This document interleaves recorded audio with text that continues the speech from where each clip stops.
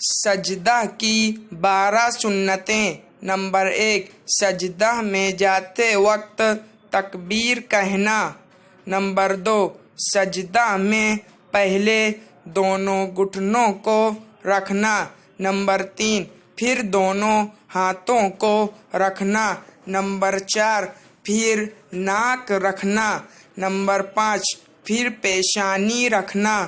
Number 6، سجدہ میں سر دونوں ہاتھوں کے درمیان رکھنا۔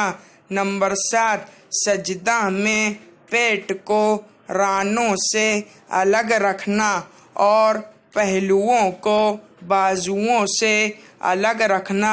نمبر 8، کہنیوں کو زمین سے الگ رکھنا۔